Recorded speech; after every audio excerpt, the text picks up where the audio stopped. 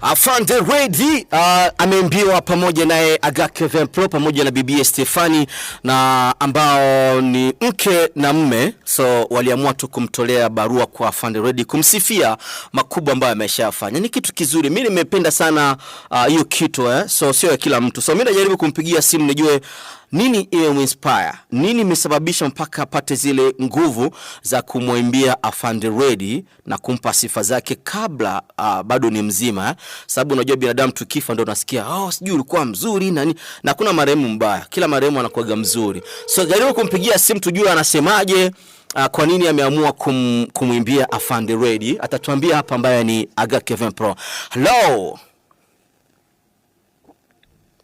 Hello. Mambo vipi bro?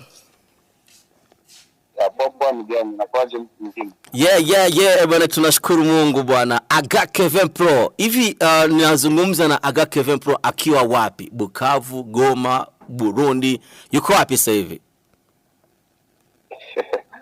Ya Aga Kevin sasa hivi mkonoza Kongo. Yeah.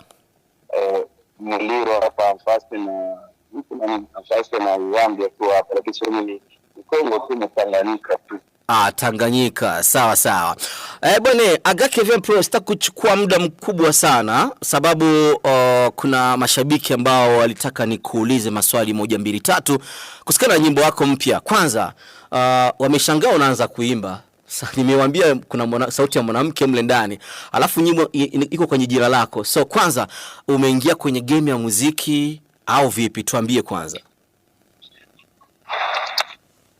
Unasema vipi? Umeingia kwenye game ya muziki, umeanza kuimba na wewe pia kama Afande Ready, kama wengine DK kama nani? Tuambie. Kama nimeanza kuimba. Of course, sababu tunakujua kama manager. Mara nyingi wewe ni manager, tena wewe ni producer, lakini tumesikia wimbo wako Barua kwa Afande Ready. So, umeingia kwenye game, unaanza kuimba au vipi? Kwenye games kurudia, lakini katika game yote kila mtu atakimwambia nataka nifanye hiki atatoa roho mbaya, hata tamani haifanye kama jinsi tamani ifanye, ndio maana ilibidi mimi mwenyewe nifanye. Okay.